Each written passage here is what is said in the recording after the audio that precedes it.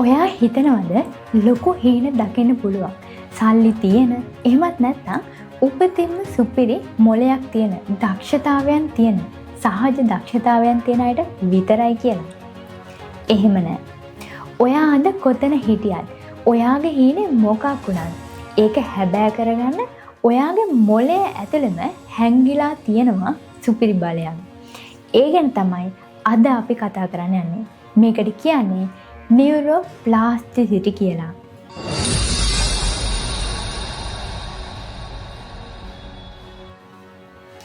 ගොඩක් අය හිතන්නේ අපි ඉපදෙනකොටම අරගෙන ආපු දක්ෂතාවයන් අපේ බුද්ධි මට්ටම IQ මට්ටම විතරයි අපේ ජීවිත කාලෙටම තියෙන්නේ කියලා. හැබැයි මනෝවිද්‍යාවේ සහ නියුරෝන විද්‍යාවේ මේක සම්පූර්ණයෙන්ම බොරු කියලා රිසර්ච් වලින් පරීක්ෂණ වලින් ඔප්පු කරලා තියෙනවා. අපේ මොළයට පුළුවන් අපි අලුත් දෙයක් ඉගෙන ගන්නකොට අලුත් පුරුද්දක් එක දිගට කරගෙන යනකොට මේ මොළයේ ව්‍යුහය වෙනස් කරගන්න, ස්ට්‍රක්චර් එක වෙනස් කරගන්න. මේකට තමයි කියන්නේ සරලවම නියුරෝප්ලාස්ටිසිටි. මේක මම ඔයාලට සරලවම කියලා දෙන්නම්. ලන්ඩන් නුවර තියෙනවා ලෝකේ අමාරු එක්සෑම් එකක්. ඔව් අපේ එක්සෑම් අමාරුයි තමයි. හැබැයි ගොඩක් අය කියනවා මේ එක්සෑම් එක අමාරුයි කියලා. ඒක තමයි ලන්ඩන් ටැක්සි ඩ්‍රයිවර් කෙනෙක් වෙන්න ලියන්න ඕන The Knowledge. එහෙම නැත්නම් The Knowledge of London කියන එක්සෑම් එක. මේක පාස් වෙන්න නම් ලන්ඩන් නුවර තියෙන පාරවල් 25000කට අධික ප්‍රමාණයක් වගේම ස්ථාන ලක්ෂ ගාණක් කටපාඩම් කරගන්න ඕනේ. එයාලා මතක තියාගන්න ඕනේ. කිසිම GPS එකක් කිසිම තාක්ෂණික උපකරණයක් නැතුව මේ දේවල් එයාලා මතක තියාගෙන තමයි එක්සෑම් එක ලියන්න ඕනේ. මේක කරන්න එයාලා අවුරුදු 3-4ක් තිස්සේ දිනපතා මහන්සි වෙනවා. විද්‍යාඥයෝ මේ එක්සෑම් එක ලියන අයගේ මොළය පරීක්ෂා කරලා පුදුම දෙයක් හොයාගෙන තියෙනවා. මේ පාරවල් මතක තියාගෙන දිගටම මේ වැඩේ කරපු මිනිස්සුන්ගේ මොළයේ මතකය පාලනය කරන කොටස. ඒ කියන්නේ අපේ මොළයේ තියෙනවා හිපෝකැම්පස් කියලා කොටසක්. මේ කොටස සාමාන්‍ය මිනිස්සුන්ට වඩා භෞතිකව ඒ කියන්නේ ප්‍රමාණයෙන් විශාල වෙලා තියෙනවා මේ ටැක්සි ඩ්‍රයිවර්ලගේ. ඒ කියන්නේ ඔයා එකම දේ එක දිගට පුරුදු කරගෙන යද්දී මොළයේ ඇතුළේ තියෙන නියුරෝන අලුත් සම්බන්ධතා පද්ධතියක් ගොඩනගා ගන්නවා. මොළයේ හැඩය පවා වෙනස් කරගන්නවා මේ නියුරෝන පද්ධතිය නිසා. ඉතින් අද ඔයාලට කම්මැලි වගේ හිතෙනවා නම්, අද දක්ෂතා මදි වගේ දැනෙනවා නම්, මදි කියලා හිතෙනවා නම් ඒක ඔයාගේ අවසානය නෙවෙයි. ඔයාටත් පුළුවන් ඔයාගේ මොළය ඕනම වෙලාවක රීවයර් කරගෙන ඔයාගේ ඉලක්කය මොකක් වුණත් මොන ඉලක්කයක් ඔයාට තිබ්බත් ඒක ජය ගන්න ඕන විදිහට ඔයාගේ මොළය හරි ගස්ස ගන්න, ඔයාගේ මොළය හැඩ ගස්ස ගන්න ඔයාට පුළුවන්. ලොකු ප්‍රශ්නේ තියෙන්නේ මෙන්න මෙතන. කොහෙද? හැමෝම අවුරුද්දක් පටන් ගද්දී ලොකු හීන දකිනවා. හැබැයි සති කීපයක් යද්දී, මාසයක් යද්දී ඒක අමතක වෙලා යනවා. ඇයි අපිට එක දිගට වැඩක් කරන්න බැරි? කන්සිස්ටන්සි එක තියාගන්න බැරි? මොකද මම කලිනුත් කියලා දෙනවා අපේ මොළේ ස්වභාවිකවම කැමති මහන්සි වෙලා වැඩ කරන්න නෙමෙයි. මේක කැමති ලේසි ෂෝට්කට් දේවල් වලින් අපේ අදාළ දේවල් කරන්න. නමුත් අර ලන්ඩන් ටැක්සි ඩ්‍රයිවර්ලගේ මොළය වෙනස් වුණේ එයාලා එක දවසක් මහන්සි වුණ හින්දා නෙවෙයි.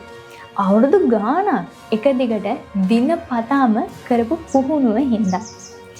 නියුරෝප්ලාස්ටිසිටි කියන ක්‍රියාවලිය සිද්ධ වෙලා අපේ මොළය අලුත් වෙන්න නම් මේ කන්සිස්ටන්සි එක එක දිගට කරගෙන යන එක, එක දිගට වැඩක් කරන එක අනිවාර්යම දෙයක්. ඉතින් සාමාන්‍ය ක්‍රියාවලියෙන් බැරි වුණු මේ කන්සිස්ටන්සි එක නියුරෝප්ලාස්ටිසිටි කියන ක්‍රියාවලිය සිද්ධ වෙලා අපේ මොළය අලුත් වෙන්න නම් කන්සිස්ටන්සි එක දිගට වැඩ කරන එක අනිවාර්යම දෙයක්. ඉතින් සාමාන්‍ය ක්‍රියාවලින් බැරි වුණු මේ කන්සිස්ටන්සි එක නියුරෝප්ලාස්ටිසිටි එක උත්තේජනය කරන ගමන් ඔයා මීට කලින් අහලා නැති අලුත්ම මනෝවිද්‍යාත්මක ක්‍රම 3කින් හදාගන්නේ කොහොමද කියලා අද අපි කතා කරමු. පළවෙනිම ක්‍රමය තමයි implementation intention. අපිට වැඩක් එක දිගට කරගෙන යන්න බැරි වෙන්නේ අපි මම හෙට පාඩම් කරනවා. එහෙම නැත්නම් මම හෙට ඉඳන් වැඩ කරනවා කියලා හිතෙන නිසා. ඒක මොළයට පැහැදිලි මදි. මොළයට ඕනේ හරියටම ලොකේෂන් එකක්, ස්ථානයක් සහ වෙලාවක්. මේක කොයි වෙලාවෙද මම කරන්නේ, කීයටද මම කරන්නේ කියන එක මොළයට හරියට දැනුම් දෙන්න ඕනේ අපි. මේකට මනෝවිද්‍යාවේදී පාවිච්චි කරන්න එක concept එකක් තියෙනවා. if then කියන ෆෝමියුලා එක අපිට මේ වෙනුවෙන් පාවිච්චි කරන්න පුළුවන්. if මේ බාහිර දේ වුණොත් then මම මෙන්න මේ දේ කරනවා. උදාහරණයකට ඔයා හවස 6ට ක්ලාස් ඇරලා ගෙදර ගියොත් මම 6:00 වෙද්දී පොෂ් එකක් දාගෙන පාඩම් කරන්න පාඩම් මේසයට එනවා.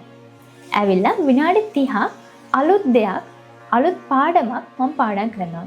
මෙන්න මේව ප්ලෑන් කරද්දී ඔයාගේ මොළයට තීරණයක් ගන්න දෙයක් ඉතුරු වෙන්නේ නැහැ. බාහිර දේ සිද්ධ වෙනකොට, ඉගෙන 6ට ගෙදර එනකොට ඔයාගේ මොළය ට්‍රිගර් වෙනවා අර අලුත් පුරුද්ද ඉබේම පටන් ගන්නවා.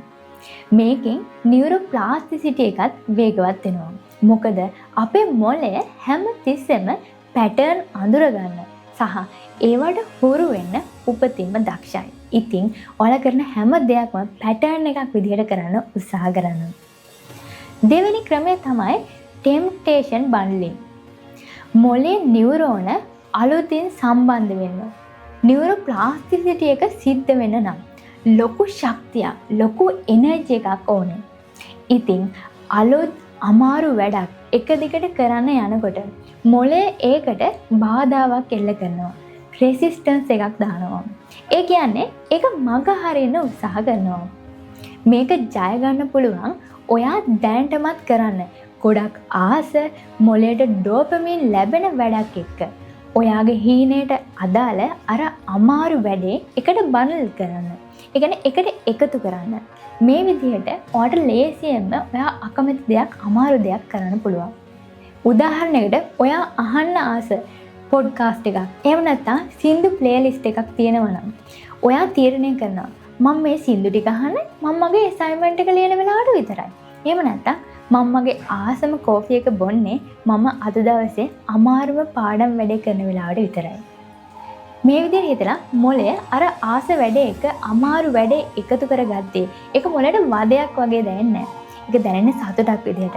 කාලයක් යද්දී අර අමාරු වැඩේ විතරක් වුණත් ඔයාලට තනියම කරන්න පුළුවන්. ඒකට මොළය හුරු වෙනවා.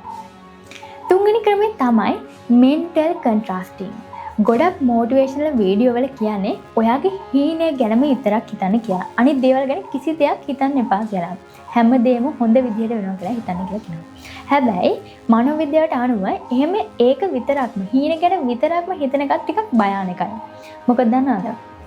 හීනය ගැන විතරක් එක දිගට හිතලා සතුටු වෙද්දී අපේ මොළය රැවටෙනවා අපි ඒක දැනටමත් දිනලා ඉවරයි කියලා. අපි දැනටමත් ජයග්‍රහණය කරලා ඉවරයි කියලා. එතකොට ඇත්තටම ඔයාගේ ඉලක්කයට යන්න වැඩ කරන්න ඕන ශක්තිය ඔයාගේ මොළයෙන් හරියට ලැබෙන්නේ නැහැ. මොළය රිලැක්ස් වෙනවා. මොකද මොළය හිතන්නේ මොළ රැවටලා තියෙන්නේ දැන් හරි මම මේ දේ ජයග්‍රහණය කරලා ඉවරයි කියලා. ඉතින් මේකට කරන්න හොඳම දේ තමයි mental contrasting. ඒ කියන්නේ එක පැත්තකින් ඔයාගේ ලස්සන හීනේ ෆියුචර් එක දකින ගමන්ම ඒ මොහොතම අනෙක් පැත්තෙන් ඔයා දැනට ඉන්න රියල් තත්ත්වේ, ඔයා දැනට ඉන්න වර්තමාන තත්ත්වය ගැන හිතන්න. ඔයාට දැන් තියෙන බාධාවන් ගැන හිතන්න. ඔයා හිතනවා මම ලොකු බිස්නස් එකක් ගොඩනගලා ඉතාමත් සාර්ථක වෙලා ඉන්නවා කියලා. ඒක හිතපු ගාම ඔයා දැනට ඉන්න තැනත් බලන්න. හැබැයි මම දැන් ඉන්නේ හැමතිස්සෙම සෝෂල් මීඩියා බල කාලේ නාස්ති කරන වැඩ කල් දාන තැනක. මේ විදිහට හීනයයි දැනට ඉන්න තත්ත්වයයි දෙකම එකපාර මනසින් දකිද්දී ඔයාගේ මොළය ඇතුලේ ඝට්ටනයක්, ලොකු ගැටුමක් ඇති වෙනවා. මේකට කියනවා cognitive dissonance එකක් කියලා. මොළය දන්නවා මම දැන් ඉන්න තැනයි මම යන්න ඕන තැනයි අතර ලොකු පරතරයක් තියෙනවා කියලා. මම මෙතනම හිටියොත් මට ජයග්‍රහණය ලැබෙන්නේ නැහැ කියලා මොළය තේරුම් ගන්නවා. අන්නේ පරතරය දැක්කහම තමයි කම්මැලිකම නැති කරලා එක දිගට වැඩ කරන්න ඕන කරන ඔයාට අවශ්‍ය කරන නියම කායික වගේම මානසික ශක්තියත් ඔයාට හරියටම ලැබෙන්නේ. ඔයාගේ මොළයෙන් නිදහස් කරන්නේ. මේක තමයි කන්සිස්ටන්සි එක රකින්න සැබෑම රහස. කන්සිස්ටන්සි එක තියාගන්න පුළුවන් වෙන සැබෑම රහස. මම වුණත් සමහර වෙලාවට හිතනවා මට මේක කරන්න පුළුවන් වෙයිද? මගේ හින හැබෑ වෙයිද? මේ බය, සැකය මටත් තියෙනවා. හැබැයි මම හිතන එක දෙයක් තියෙනවා. විශ්වාස කරන එක දෙයක් තියෙනවා. අද මම අසාර්ථක වුණත් සාර්ථක වුණත් මගේ මේ කැපවීමට, මගේ මේ ශක්තියට පුළුවන් මාව හෙට දවසේ වෙනස්ම දක්ෂයෙක් කරන්න. මේ විදිහට හිතපුවාම අපිට දේවල් කරගෙන යන්න ලේසියි. ලෝකයේ දිනලා තියෙන හැම මිනිසෙක්ම දිනුවේ එයාලගේ සහජ දක්ෂතාවය නිසා නෙවෙයි. සමහර අය කිසිම දෙයක් නැතුව 0 ඉඳන් ගොඩ නැගිච්ච අය ඉන්නවා. ඉතින් ඒ අය හැමදාම වැටෙද්දි ආයමත් නැගිටලා මොළයත් එක්ක සටන් කරලා හදවතත් එක්ක සටන් කරලා කරපු කන්සිස්ටන්සි එකේ ප්‍රතිඵල තමයි එයාලා භුක්ති විඳින්නේ. ඔයාගේ හීනේ ලොකු බිස්නස් එකක් කරන එක වෙන්න පුළුවන්. ඉහළම තැනකට ඉගෙන ගන්න එක වෙන්න පුළුවන්. නැත්තම් වෙනත් ඕනම ක්ෂේත්‍රයකින් ඉස්සරහට යන්න වෙන්න පුළුවන්. ලොකුවට හීන දකින්න කවදාවත් බය වෙන්න එපා.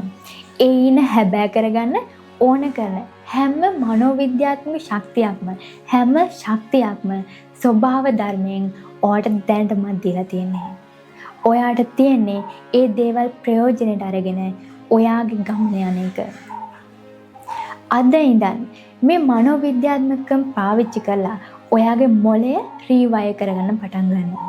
දවසක ඔයාගේ ජයග්‍රහණය සමරන දවසක් එනවා. ඔයාගේ ජීවිත කතාවත් අලුතෙන් ලියන්න පටන් ගන්න. මම දිනනවා කියලා පහලින් කමෙන්ට් කරන්න. ඉතින් අපේ channel එකත් එක්ක එකතු වෙලා ඔයාගේ ඉලක්කයට යන්න වැඩ කරන්න. ඔබට ජය.